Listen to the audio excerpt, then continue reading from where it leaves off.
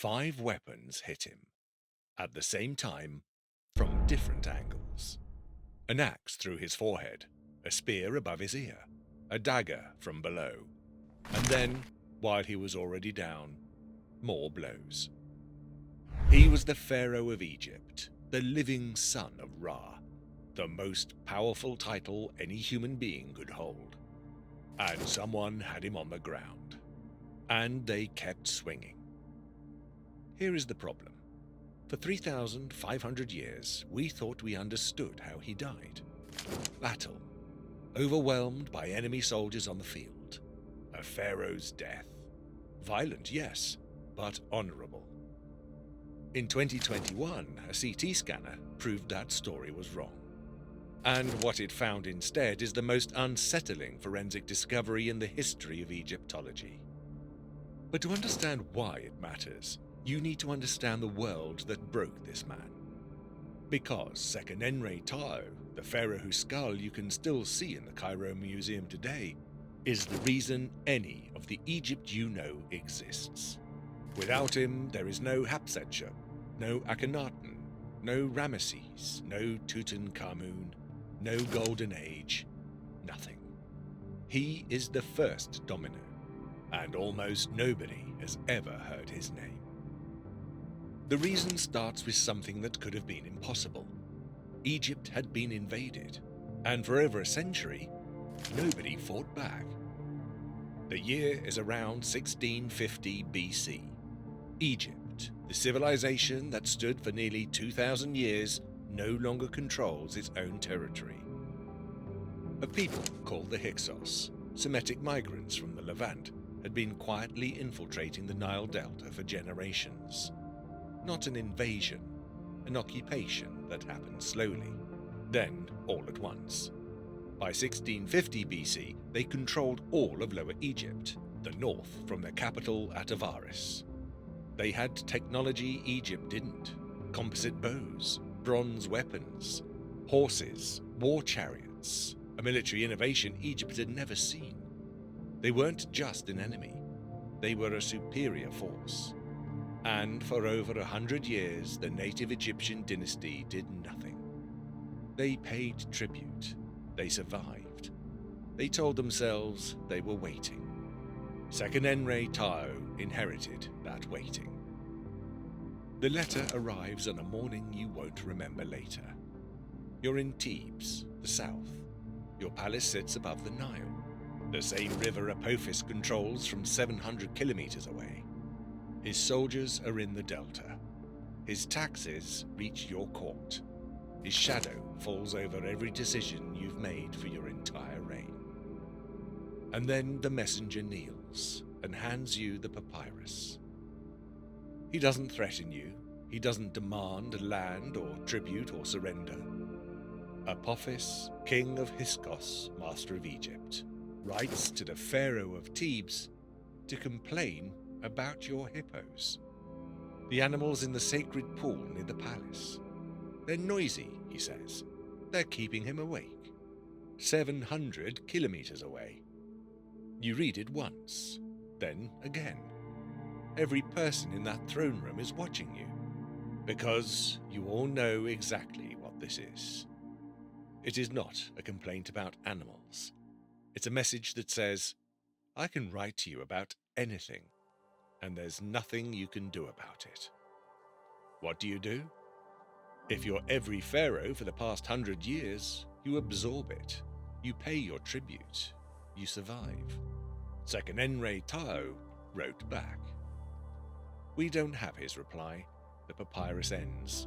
But we know what he did next because his mummy tells us. He went to war. And there's one thing about that reply.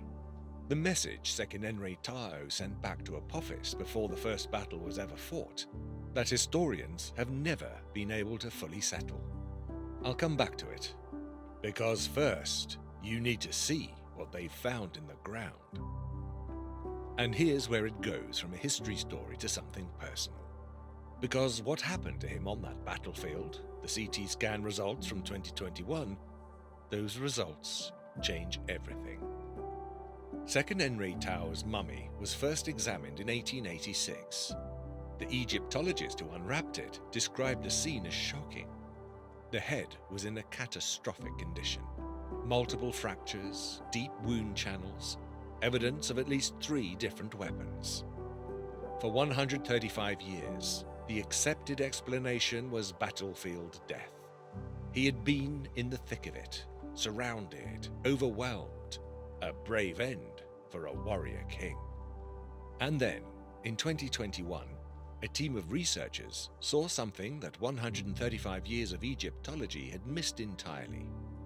They put his mummy through a high-resolution CT scanner, 1,700 images, every wound mapped in 3 dimensions.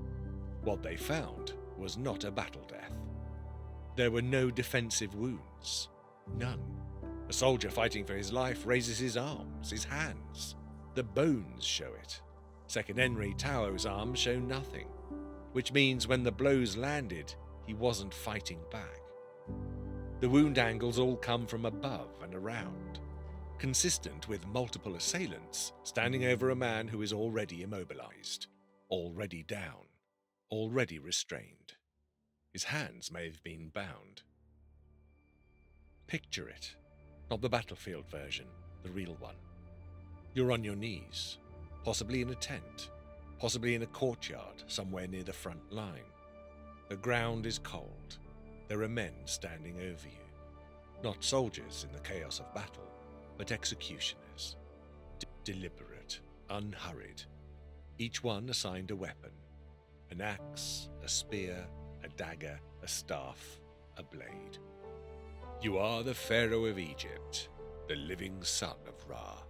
And you're about to die like a criminal. The 5 wounds land at the same time. The Pharaoh of Egypt was not cut down in open battle.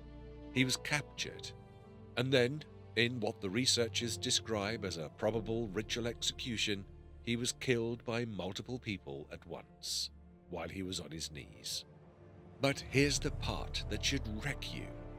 His body was brought back to Thebes, and his people kept fighting a war he was never going to win for them. His son Kamos picked up the war, pushed further north, won victories, came within reach of Avaris itself. Then Kamos died, young, also before it was over. The war passed to Ahmose I, Seqenenre Tao's grandson. Around 1550 BC, Ahmose stormed Avaris. He expelled the Hyksos. He reunified Egypt. He founded what we now call the New Kingdom, the Golden Age, the Empire, the civilization that produced every pharaoh you've ever seen on a museum wall. 3 generations. That's how long it took to win the war Seqenenre Tao started. He never knew they won. He was probably in his mid-30s when they executed him. His skull was brought back to Thebes, poorly mummified, wounds still open, flies in the wrappings, and buried with what dignity they could manage. There was no time for anything else. There was a war to finish. But here's what I keep coming back to. His son won the war. His grandson built the empire. Every pharaoh of the New Kingdom, every monument, every conquest, every golden age Egypt ever had, owed its existence to one man's decision to fight when fighting made no rational sense. And his name did not appear on a single official king list for 3,000 years. That's not an oversight, that's a choice. And the reason behind it is the most quietly devastating thing in this entire story. And then history did something to him that's almost worse than the execution. It forgot him. Here's how completely and why. When the scribes later compiled the official kings' lists, the record of every pharaoh who had ever ruled Egypt, Seqenenre Tao appeared as a minor entry. Small reign, few monuments, no famous inscription about his sacrifice, no great temple bearing his name. The new kingdom he died to make possible was built by Ahmose, expanded by Thutmose, glorified by Hatshepsut, and immortalized by Ramesses. His name is not on any of it. He was the root. Everyone built on top of him, and nobody planted a marker. Here's what the CT scan results actually mean, beyond the forensic detail. Seqenenre Tao didn't die in a lucky battle. He was captured, which means at some point the Pharaoh of Egypt, the man who decided to end the 100 Years of Silence, was taken prisoner by the people who had occupied his country. And even then, the war continued. His son kept fighting. His grandson finished it. And that reply I mentioned, the message Seqenenre Tao sent back to Apophis before any of this began, we never found it. The papyrus ends at the question. And in a strange way, that silence is the most honest answer history could have given us. He didn't write back to negotiate. He didn't write back to explain himself. He wrote back to end it, and then he went to war. Whatever Apophis thought he'd achieved by capturing and executing the Pharaoh of Thebes, whatever message he thought he was sending, it didn't work. The war didn't stop. Egypt didn't submit. He killed the man, and the war kept going anyway. Seqenenre Tao has been dead for 3,500 years. His skull is in a case in Cairo. 5 wounds, 3 weapons, hands that show no signs of fighting back. But here's the thing about the way he died. He wasn't fighting back because he wouldn't, not because he'd given up. Everything that came after, Ahmose, Hatshepsut, Akhenaten, Ramesses, Tutankhamun, the entire golden age of ancient Egypt, every single one of them was standing on a foundation that started with one man who got an insulting letter, decided enough was enough, and went to war, knowing exactly what it might cost him. His name was Seqenenre Tao. They called him the Brave One. He earned it. Drop a comment. Do you think he knew he was going to lose, or did he believe right up until the end that he was going to win? Because I've thought about this for a long time, and I genuinely don't know.